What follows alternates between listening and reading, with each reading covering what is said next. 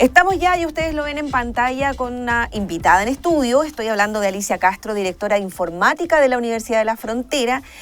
Gracias, Alicia, primero por estar con nosotros, porque vamos a hablar de una ley que se promulgó y que ya se publicó en el Diario Oficial hace poquito tiempo, hace poquitos días, que tiene que ver con la ley de ciberseguridad. Bueno, esta ley, dentro de las cosas que busca establecer ciertas normativas y parámetros, ¿no?, que antes estaban un poco difusos en torno, ¿no?, al mundo digital, a la seguridad en Internet, como bien lo dice el nombre de la ley, pero también a la creación, por ejemplo, de una agencia. Pero lo interesante, creo yo, también está en el alcance que tiene esta ley. Es decir, a nosotros como universidad y a las universidades y a otras instituciones que antes a lo mejor no estaban muy resguardadas con una normativa que tenga que ver con esta área, hoy día sí la tienen. Entonces, empecemos por algo muy básico. ¿Qué se entiende por ciberseguridad? Ciberseguridad tiene que ver con la seguridad de la información dentro del área de sistemas y un entorno informático. Entonces es como un área dentro de lo que es la seguridad de la información en general. Y por tanto esta ley marco lo que hace es normalizar y de alguna manera aglutinar toda esa normativa que le afecta tanto a las instituciones que son del Estado como nosotros, y también a otras entidades públicas y privadas que tienen que ver con la conectividad y los servicios a nivel país. Y eso a nosotros, por ejemplo, como universidad pública, no que nos afecte, sino es que de alguna manera repercute en algunas acciones, y creo que es interesante también explicarlo y a quiénes alcanza esta nueva ley. Sí, nosotros, por ser universidad estatal, además nos compromete con algunas temáticas que son específicas, digamos, para las instituciones del Estado.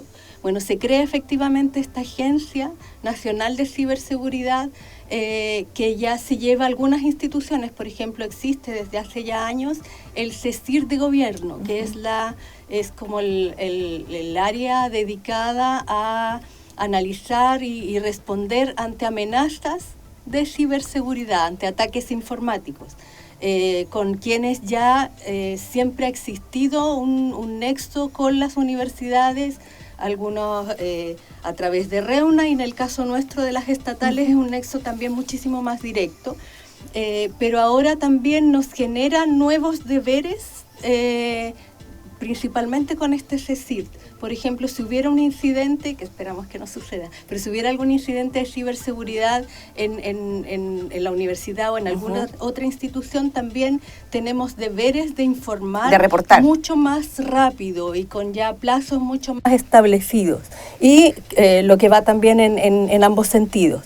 Entonces, nos obliga a una mayor formalidad en nuestros reglamentos y políticas de seguridad de la información, pero también a nuestro nexo que tenemos hacia afuera. Y en este caso se le reporta a esta nueva Agencia Nacional de Seguridad, que es la ANSI, porque también hay un consejo que se establece. Sí, claro, la ANSI, figura. Sí, exacto, la ANSI es la nueva agencia como Nacional de Seguridad de la Información, que establece como los reglamentos, las líneas a seguir, define también quiénes son los organismos públicos o privados que forman parte de sus consejos consultivos, y también aglutina lo que es el CECIR como de gobierno, que depende del Ministerio del Interior, y se crea este nuevo CECIR inclusive que tiene que ver con la defensa nacional, que no existía como también ese ente aglutinador.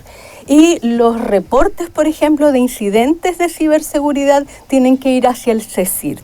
Y la agencia lo que va a hacer es fiscalizar el cumplimiento de las diversas normativas, las que ya están establecidas y las que vendrán. Ahora, ¿por qué es importante proteger, o más bien el marco de esta ley, la protección de los datos, que es algo que nosotros también hemos escuchado en otros aspectos, ¿no? Pero en este caso estamos hablando también un poco de lo mismo. O sea, por ejemplo, si hay un ciberataque, ¿no?, a una página de una institución, de una oficina pública, y en este caso una universidad, por ejemplo, hay muchos datos que son datos sensibles, que están en estas plataformas. Entonces ahí, ¿por qué es importante, por ejemplo, y qué es lo que se protege?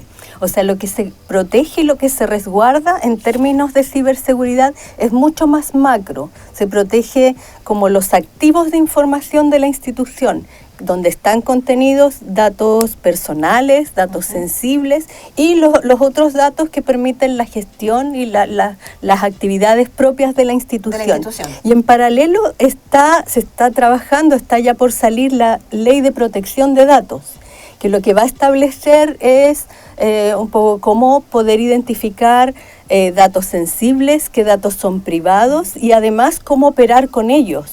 Por cuánto tiempo se pueden mantener, por ejemplo, en los registros de las instituciones, qué cosas pueden o no procesarse o tratarse de manera anónima, por ejemplo, y en qué momento también destruirlos. Ah, eso es importante. Entonces es como el ciclo de vida de esa información que hoy es algo que no necesariamente está reglamentado. O sea, para aclarar, uno de los puntos que que debería mejorar con esta nueva ley, por ejemplo, es la protección de correos electrónicos, datos, como dice usted, datos personales de académicos, funcionarios y estudiantes. Estudiantes, titulados, graduados. En el fondo, todo dato o información que está en poder de las instituciones, entre otras cosas. ¿Y qué pasa, por ejemplo, con las investigaciones en línea? Los datos que, por ejemplo, se manejen en algún sistema de almacenamiento sobre todo en las universidades, que se hace investigación, que son también, a lo mejor, pueden ser, ¿por qué no pensarlo? Un elemento, un material o un botín, no para alguien que quisiera extraer información de alguna investigación relevante que se esté realizando en algún ámbito. O sea, de hecho, así es. O sea, todos los activos de información de la institución a nivel global, no solamente aquello que está en las bases de datos para uso más administrativo de gestión, sino aquellos que involucran todo el quehacer de la universidad, son los que deben estar protegidos. Y eso, me imagino, también conlleva a que a lo mejor la universidad va a tener que, de alguna u otra manera, capacitar más a la comunidad universitaria. No sé, estoy hablando de talleres, o también a lo mejor tener que incluso invertir un poco más en este tipo de seguridad cibernética. O sea, de hecho ya no vamos a partir nosotros ahora recién que se ha promulgado esta ley. Hemos estado en los años anteriores trabajando en el desarrollo de una política de desarrollo y transformación digital que tiene 5 grandes directrices, y una de ellas es la seguridad de la información más la ciberseguridad, de manera de ir trabajando con la comunidad en general para la protección de nuestros datos, de nuestros dispositivos y de todo aquel sistema informático que tenemos.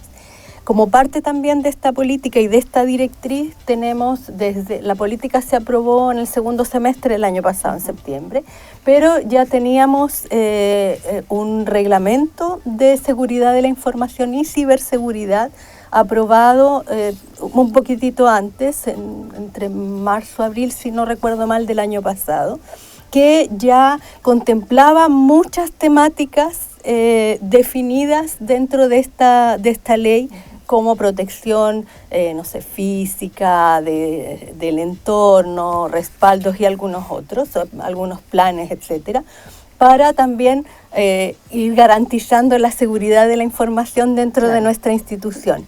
Y dentro del plan de acción de nuestra política, en esa línea, precisamente está en echar a andar lo que hemos declarado en nuestro reglamento en términos de formalizar procedimientos, estándares, etcétera, pero también lo que es la capacitación a quienes se integran a nuestra comunidad, pero también pequeñas cápsulas que podamos estar revisando mucho más cotidianamente de cómo cada integrante de nuestra comunidad se hace cargo de la seguridad de sus propios datos. Exacto. De mi clave, de mis dispositivos, etcétera. O sea, para ahí va la última parte, como para antes de despedirnos, que es como cuál es finalmente el mensaje que le podrías entregar a la gente que nos ve, no solamente en el aspecto o en el mundo de la universidad, sino que también como nosotros, y que algo que vamos a tener que asumir, nos hacemos cargo también de esta información sensible que andamos trayendo en nuestras manos o en nuestra mochila a través del computador, o sea, en la nube, ¿no? Cómo poder también ser más responsable de aquello o tener alguna más ojo, sí, ¿no? Son grandes tips de buenas prácticas que tenemos que ir llevando a cabo. Por ejemplo, no compartir las claves, que muchas veces uno no toma muy a la ligera las claves de acceso que utiliza y al momento de compartirlas también le está dando la llave, el equivalente a la llave de mi casa a mis sistemas también informáticos o cibernéticos. Cuidar, por ejemplo, hemos visto con relativa frecuencia, por ejemplo, los ataques a WhatsApp. Entonces, ¿por qué no incorporar nuevas medidas para que utilice doble clave, por ejemplo, de seguridad? Entonces, ¿de qué manera ir tomando pequeñas acciones que nos permiten proteger aquella información que tenemos? Computador con clave, por ejemplo. O sea, hay muchas pequeñas acciones que tienen grandes efectos. Los respaldos, por ejemplo, no es responsabilidad de nadie más que mía tener un resguardo de la información que yo manejo. Alicia Castro, directora informática de la Universidad de la Frontera, muchísimas gracias por esta interesante información y conversación, porque independiente de que a lo mejor uno sienta que, no sé, cuando hablamos de ciberseguridad años atrás nos imaginábamos como cuestiones muy de ciencia ficción, hoy día es absolutamente real, hoy día además es una prioridad dentro de las políticas públicas que se están tomando, porque la información y los datos hoy día son un tesoro, así que hay que también hacernos responsables, como bien decías tú, de estas pequeñas rutinas, ¿no? y también conductas que nos pueden ayudar a mejorar y a protegernos de lo que tenemos.